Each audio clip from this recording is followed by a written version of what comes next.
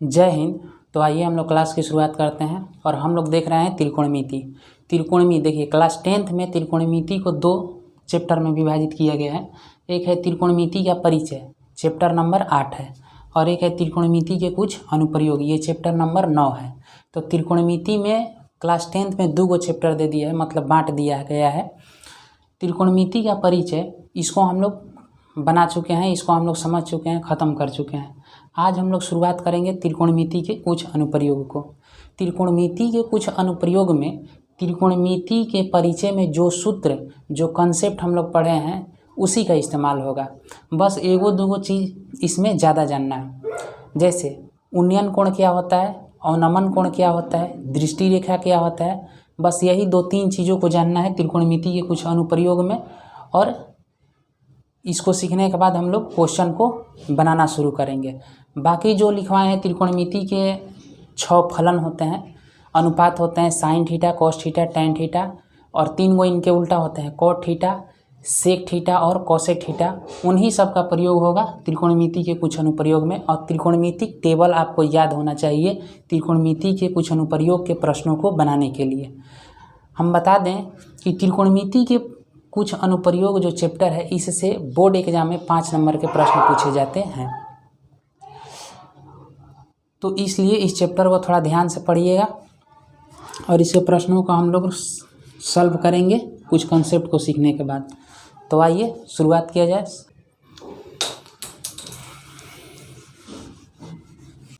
चलिए आइए देखते हैं। जब कोई व्यक्ति, मान लीजिए कि ये कोई व्यक्ति है, ये नीचे से किसी वस्तु को ऊपर की ओर देख रहा है। मान लीजिए ये कोई वस्तु है, कोई भी वस्तु हो सकती है। ये व्यक्ति जो है इस वस्तु को देख रहा है, तो इसके दृष्टि से जो वस्तु के बीच की सीधी रेखा बनी, इसको दृष्टि रेखा कहते हैं।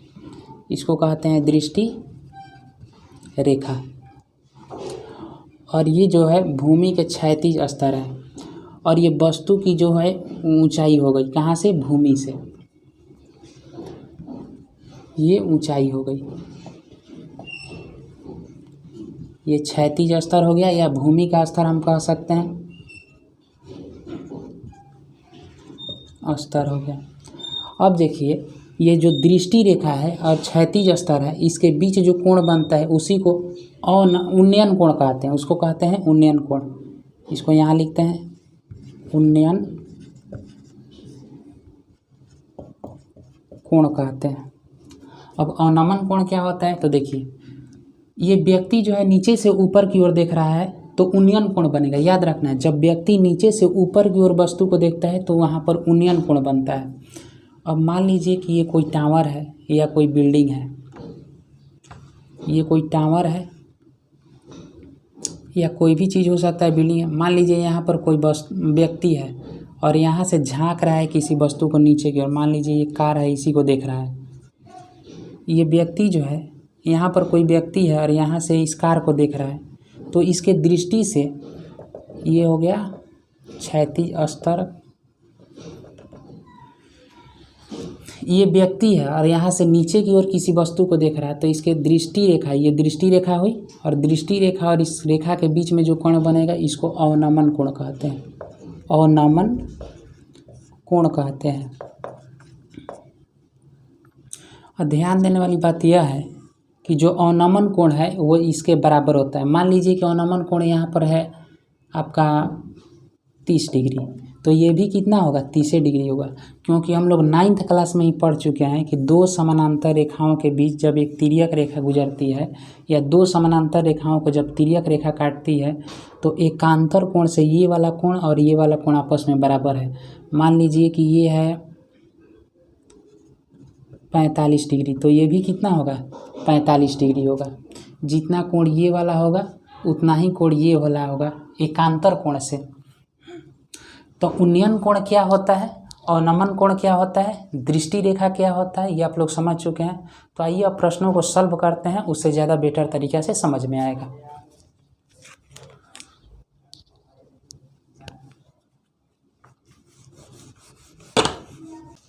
अब देखिए, त्रिकोणमिति के कुछ अनुप्रयोग में प्रश्नावली हम लोग 9.1 को बना रहे हैं। आप लोग बुक रख कर पढ़िए, क्योंकि हम क्वेश्चन लिखेंगे तो समय भी ज़्यादा लगेगा और बोर्ड भी भर जाएगा। अतः आप लोग बुक रखिए और यहाँ पर क्वेश्चन नंबर देंगे। क्वेश्चन को एक बार किताब से पढ़िए, उसके बाद समझिए। वीडियो को रोककर किताब से आगे क्वेश्चन को पढ़ लीजिए, उसके बाद जो हम समझा रहे हैं उसको समझते चलिए, क्या क्या दिया है क्या क्या नहीं दिया। जैसे हम क्वेश्चन को पढ़ रहे हैं, ये प्रश्नावली 9.1 का पहला क्वेश्चन है, ये पहला क्वेश्चन है। और इसमें क्या दिया है कि सर्कस का एक कलाकार 20 मीटर लंबी डोर पर चढ़ रहा है जो अच्छी तरह से तनी हुई है और भूमि पर सीधे लगे खंभे के शिखर से बंधा हुआ है। यदि भूमि स्तर के साथ डोर द्वारा बनाया गया कोण 30 डिग्री हो तो खंभे की ऊंचाई ज्ञात कीजिए। देखिए, क्वेश्चन को बहुत आराम से पढ़ना है, क्योंकि इस चैप्टर से प्रश्न जो है वो 5 नंबर का पूछता है। तो इसमें जिस स्टूडेंट को समझ में आ गया कि क्वेश्चन क्या कर रहा है और फिगर को बनाना सीख गया, तो समझिए कि उसका प्रश्न हल हो जाएगा। इसमें कह रहा है कि सर्कस का एक कलाकार 20 मीटर लंबी डोर पर चढ़ रहा है जो अच्छी तरह से तनी हुई है। तनी हुई का मतलब टाइट है, और भूमि पर सीधे लगे खंभे के शिखर से बंधा हुआ है। तो सबसे पहले देखिए, यहाँ ये बात समझ में हम लोग को आया कि भूमि से सीधे लगे खंभे, मान लीजिए कि एक खंभा हो गया और भूमि से सीधा लगा हुआ है, तो डोर कैसे बंधा हुआ है। सर्कस का एक कलाकार 20 मीटर लंबी डोर पर चढ़ रहा है, तो ये देखिए, ये सीधा लगा खंभा हो गया। और आगे क्वेश्चन पढ़ रहे हैं तो हम लोग को पता चल रहा है कि भूमि से सीधे लगे खंभे के शिखर से बंधा हुआ है कौन, रस्सी।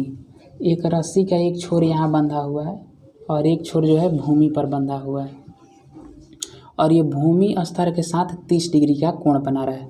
ये इसके साथ कितना बना रहा है, 30 डिग्री का कोण बना रहा है। प्रश्न को फिर से पढ़ रहा है, समझिए।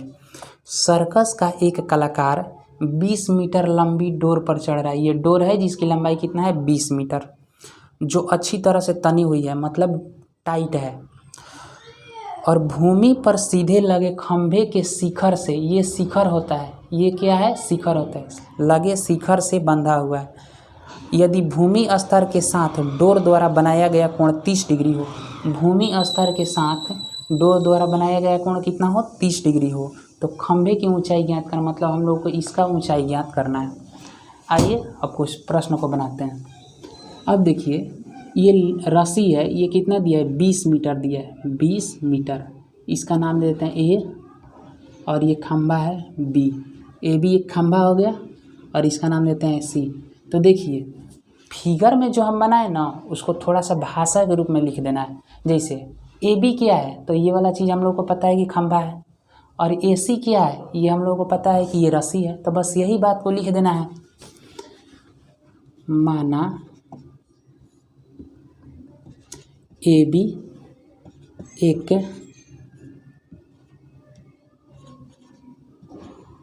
खंभा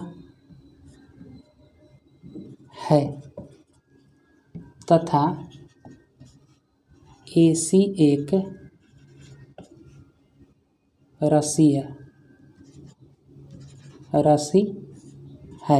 ज़्यादा चीज़ें लिखने की ज़रूरत नहीं है, हम केवल ये बता दिए कि ए फिगर में जो है ए बी एक खंभा है और ए सी रस्सी है। अब कुछ स्टूडेंट यहाँ पर ये भी लिखेंगे कि रस्सी की लंबाई 20 मीटर है, भूमि के साथ 30 डिग्री का कोण बनाए। कोई ज़रूरत नहीं है, क्योंकि आप फिगर काहे लिए बनाए हैं।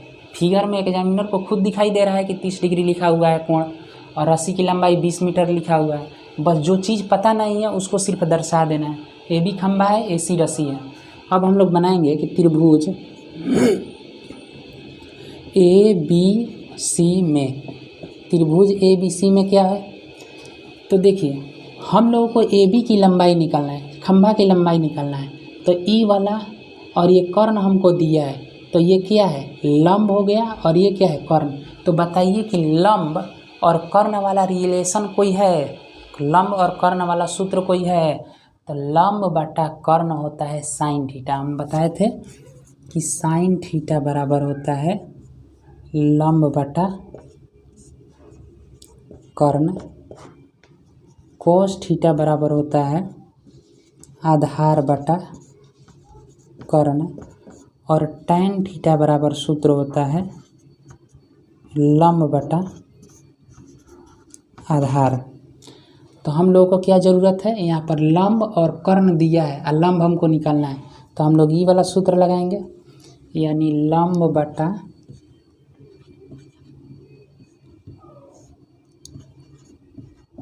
कर्ण बराबर कितना, तो लंब बटा कर्ण बराबर होता है साइन थीटा। लंब कितना दिया है, देखिए तो लंब कितना दिया है, तो लंब कुछ भी नहीं दिया है, वही हमको निकालना है। तो लंब का नाम लिख देंगे ए और बी, लंब के स्थान पर लिखेंगे ए बी। कर्ण कितना दिया है, ए सी, ए सी की लंबाई कितना दिया है 20 मीटर, तो यहाँ पर लिखेंगे 20 साइन। अब देखिए थीटा के स्थान पर क्या दिया, थीटा मतलब होता है कोण, कोण कितना दिया है 30 डिग्री, तो यहाँ पर लिखेंगे 30 डिग्री।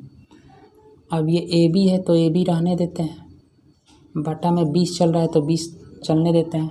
और साइन 30 का मान हम बताए हैं ना कि त्रिकोणमिति के कुछ अनुप्रयोग वाला चैप्टर को बनाने के लिए आप लोगों को त्रिकोणमिति टेबल याद रहना, त्रिकोणमिति सारणी याद करवाना बहुत ज़रूरी है। साइन थीटा का मान, साइन 30 डिग्री का मान होता है 1/2। देखिए यहाँ पर लिखते हैं साइन 0 डिग्री का मान होता है 0, साइन 30 डिग्री का मान होता है 1/2, साइन 45 डिग्री का मान होता है 1/√2, साइन 60 डिग्री का मान होता है √3/2 और साइन 90 का मान होता है 0।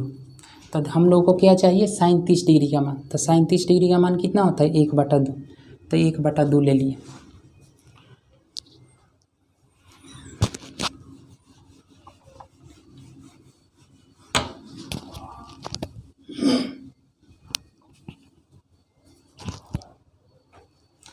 अब देखिए ए बी बटा 20 बराबर 1/2। अब तिरछा तिरछी गुना करेंगे, 2 से ए बी में गुना करेंगे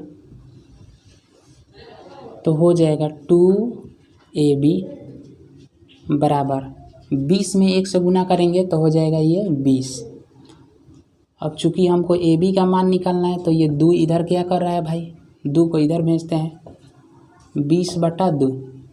तो AB का मान कितना आ गया, ये 2 से काटेंगे तो ये 10 मर्थ में कट जाएगा, 2 दहिया 20, तो यहाँ आ जाएगा 10 और कौन चीज़ में, मीटर में। यानी ए बी के लंबाई हमको पता चल गया 10 मीटर और यही हमको निकालना था। और ए बी क्या है, तो ए बी खंभा है, खंभा की लंबाई है। तो यहाँ पर लिखेंगे कि अतः खंभा की ऊंचाई 10 मीटर है। खंभा की ऊंचाई कितना है, 10 मीटर है और हम लोगों का क्वेश्चन बन गया। अब जिनको कहीं भी दिक्कत हो इस प्रश्न में, वो ज़रूर कमेंट करके बताइए कि इस प्रश्न में कहाँ पर आपको दिक्कत हो रहा है समझने में, और वीडियो को रोककर प्रश्नों को आराम से लिखिए, बनाइए।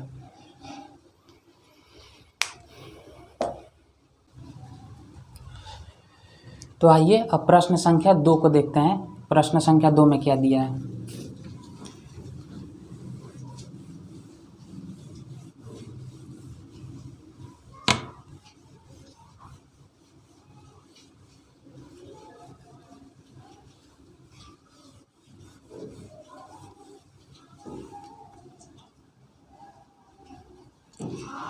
प्रश्न संख्या 2 को आप लोग किताब में पढ़िए आगे। सबसे पहले आप लोग अपनी किताब में पढ़िए प्रश्न संख्या 2 को, उसके बाद हम समझाते हैं।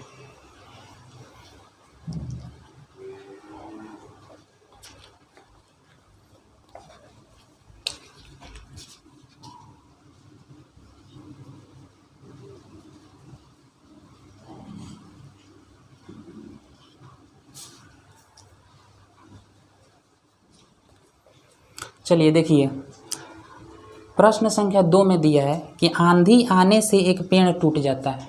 एक पेड़ है जो कि आंधी आने से क्या होता है, टूट जाता है। टूटा हुआ भाग इस तरह मुड़ जाता है कि पेड़ का शिखर मतलब ऊपरी हिस्सा जमीन को छूने लगता है और इसके साथ 30 डिग्री का कोण बनाता है। किसके साथ, जमीन के क्षैतिज स्तर के साथ, मतलब जमीन स्तर के साथ उसका जो शिखर है टूटा हुआ भाग 30 डिग्री का कोण बनाता है। पेड़ के पाद बिंदु की दूरी जहाँ पेड़ का शिखर जमीन को छूता है। पेड़ की पाद बिंदु का मतलब होता है, मान लीजिए कि ये कोई है खंबा है, तो ये जो होता है ये शीर्ष बिंदु कहलाता है, और ये जो होता है ये पाद बिंदु कहलाता है, पाद बिंदु कहलाता है, ये शीर्ष बिंदु कहलाता है। क्या कह रहा है क्वेश्चन, पेड़ के पाद बिंदु की दूरी जहाँ पेड़ का शिखर जमीन को छूता है 8 मीटर है, और पेड़ की ऊंचाई हमसे पूछ रहा है, पेड़ का ऊंचाई ज्ञात कीजिए। आइए अब प्रश्नों के फिगर को हम लोग समझते हैं कैसे बनेगा। देखिए कह रहा है कि आंधी आने से एक पेड़ टूट जाता है। सबसे पहले तो एक पेड़ बनाएंगे, अभी आंधी नहीं ला रहे हैं, ठीक है ना। सबसे पहले एक पेड़ बनाएंगे, पेड़ बन गया। अब आंधी आया ना, तो ये पेड़ जो है यहाँ से टूट गया, और टूटा हुआ भाग इस तरह मुड़ जाता है कि इसका जो ये शिखर है, ये जो शिखर है ये ज़मीन को छूने लगता है, ये ज़मीन को छूने लगता है। मान लीजिए कि यहाँ पर इसका शिखर जो है आकर ज़मीन से टकरा गया, और ये ज़मीन के साथ मतलब ये भूमि स्तर के साथ कितने डिग्री का कोण बना रहा है जी, 30 डिग्री का कोण बना रहा है। तो ये 30 डिग्री का कोण बना रहा है। पेड़ का पाद बिंदु, पेड़ का पाद बिंदु कौन है, ये वाला है, की दूरी जहाँ पेड़ का शिखर जमीन को छूता है, पेड़ का शिखर यहाँ पर छू रहा है ज़मीन को, 8 मीटर है, मतलब इसकी दूरी कितना है, 8 मीटर है। और पेड़ की ऊंचाई यानी हमको ये पूरा बताना है। प्रश्न समझ में आया। कोई पेड़ है और आंधी आ रहा है तो वो टूट जा रहा है, और टूटा हुआ भाग इस तरह से मुड़ जा रहा है कि वो उसका जो शिखर है ये वाला भाग ये ज़मीन को छूने लगता है, और भूमि स्तर के साथ 30 डिग्री का कोण बनाता है। और अंत में पूछा है और भी दिया है कि पेड़ का जो ये पाद बिंदु है इसकी दूरी जो है पेड़ के शिखर जहाँ ज़मीन को छूता है उसकी 8 मीटर है, ये दोनों के बीच की दूरी 8 मीटर है। और पेड़ की ऊंचाई हमको ज्ञात करना है। तो पेड़ इतना ऊंचा थोड़ी ना है, पेड़ यहाँ से लेके यहाँ तक था, ये आंधी आया है तो टूट गया है। अच्छा ठीक है, इसका नाम दे देते हैं हम A B, और इसका नाम देते हैं C और D। अब इसी बात को लिखेंगे, इसमें क्या लिखेंगे, तो इसमें यही लिखेंगे कि AB एक पेड़ है जो बिंदु D से टूट गया है और भूमि स्तर के साथ 30 डिग्री का कोण बना रहा है। बस हो गया, इतना ही बात लिखना है। यहाँ लिखेंगे कि AB एक पेड़ है जो बिंदु D से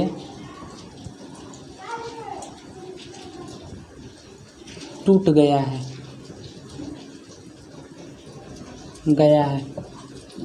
बाकी सारा चीज़ तो फिगर में दिखाई दे ही रहा है कि कोण जो है 30 डिग्री का बना रहा है।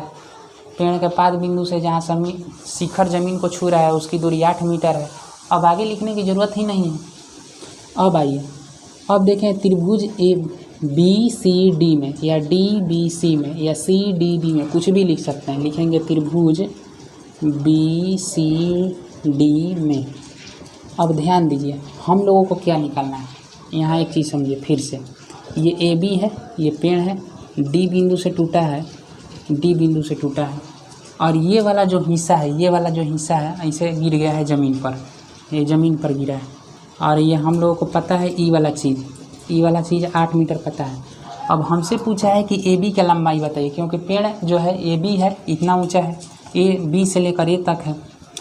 लेकिन ये त्रिभुज से हम क्या निकाल सकते हैं, ये त्रिभुज से ये कोण दिया है, इससे आगे हम DB निकाल सकते हैं या CD निकाल सकते हैं। दोनों में से कोई एक निकाल सकते हैं पहले, कोई दिक्कत नहीं है।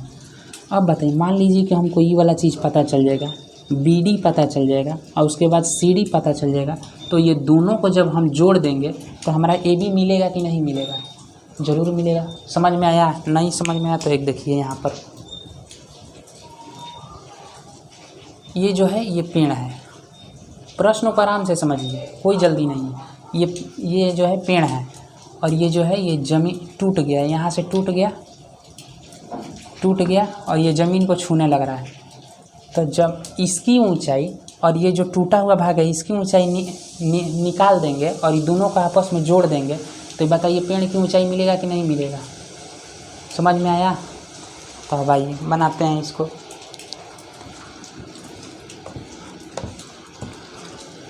त्रिभुज BCD में, BCD में क्या है भाई, तो देखिए ये हो गया लंब, ये हो गया लंब और ये हो गया कर्ण। तो लंब और कर्ण में से हमको एक पता होना चाहिए, तभी लंब कर्ण का निकालेंगे। लेकिन अभी तो हमको आधार पता है और लंब पता नहीं है, तो यहाँ पर आधार और लंब वाला रिलेशन देखेंगे कि कौन है।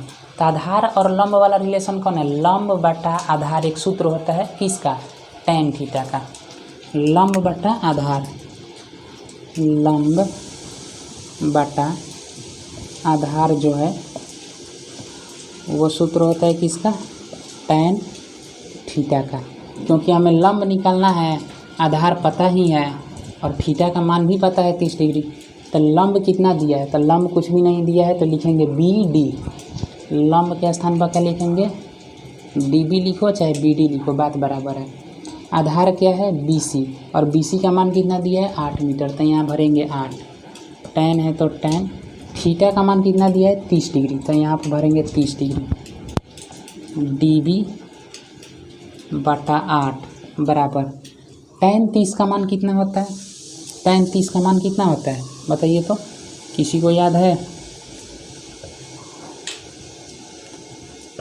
30, 45, 60 और 90। तो देखिए tan 0 का मान होता है 0, tan 30 का मान होता है 1/√3, 45 का मान होता है 1, tan 60 का मान होता है √3 और tan 90 का मान होता है अपरिभाषित इनफाइनाइट। तो हमको क्या चाहिए, tan 30 का मान चाहिए ना, तो tan 30 का मान उठाते हैं यहाँ से 1/√3।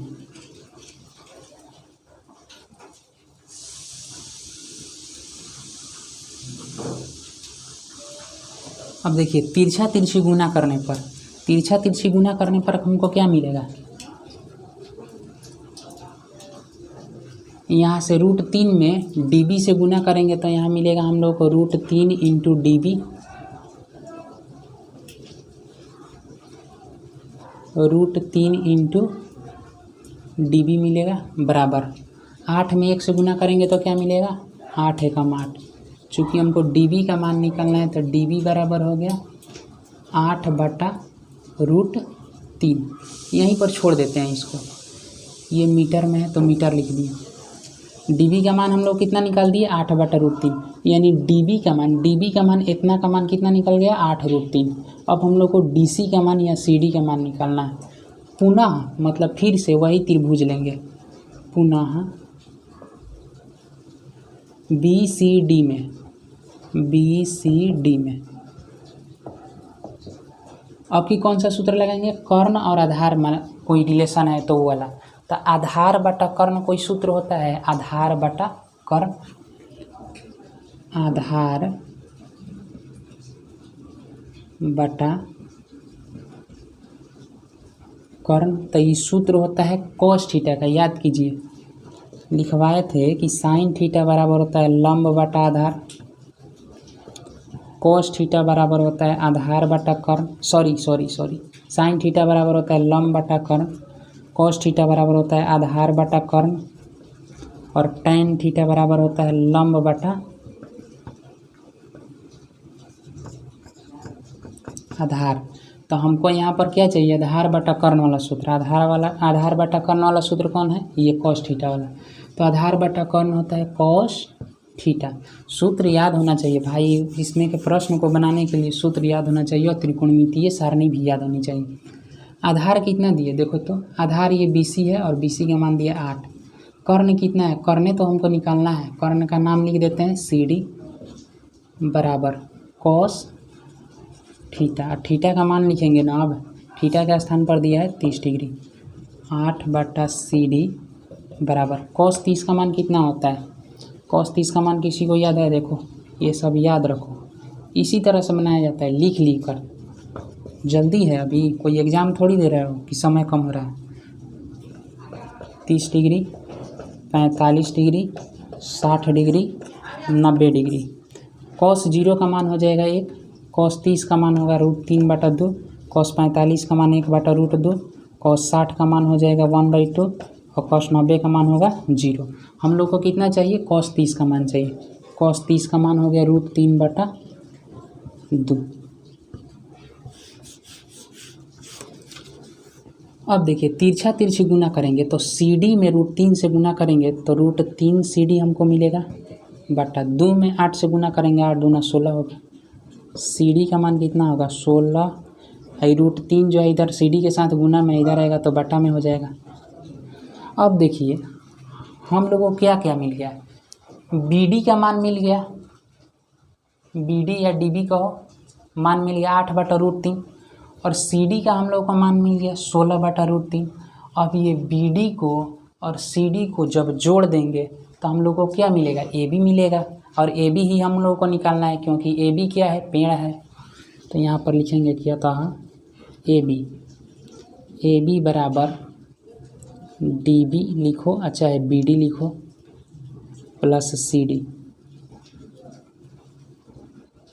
AB DB कितना दिया है तो DB देखो तो यहाँ पर DB है 8/√3, 8/√3 प्लस CD कितना है 16/√3।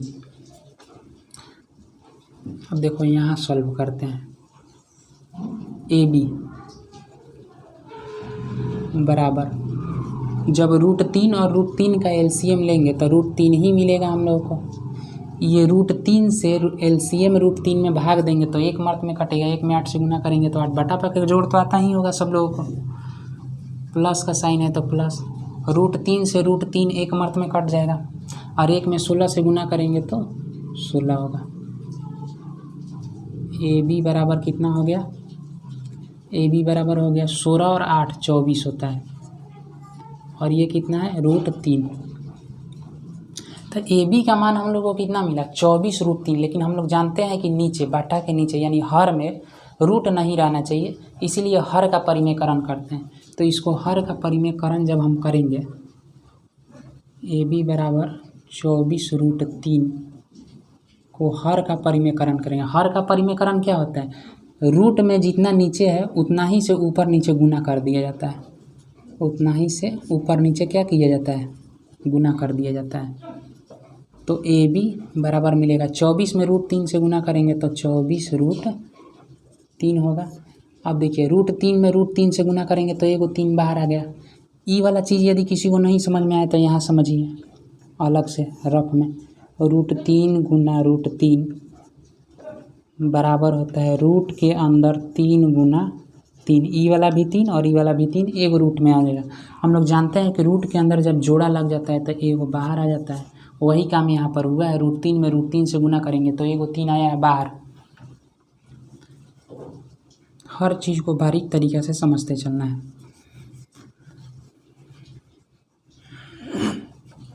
अब देखिए 3 एकम 3 और ये 3 8 है 24, 3 के पहाड़ा से ये 8 मत में 24 कट रहा है तो AB का मान कितना आ गया 8√3। अब ये मत पूछिएगा लोग कि एक कहाँ गया, एक नीचे है, नीचे में एक नहीं लिखा था। तो AB का मान कितना है 8√3 मीटर और AB क्या है, पेड़ की ऊंचाई है। लिखेंगे अतः पेड़ की ऊंचाई, यही तो हम लोग से प्रश्न में पूछा था ना, पेड़ की ऊंचाई ज्ञात कीजिए। आप लिखेंगे अतः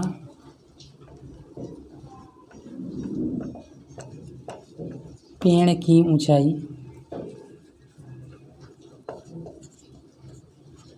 पेड़ की ऊंचाई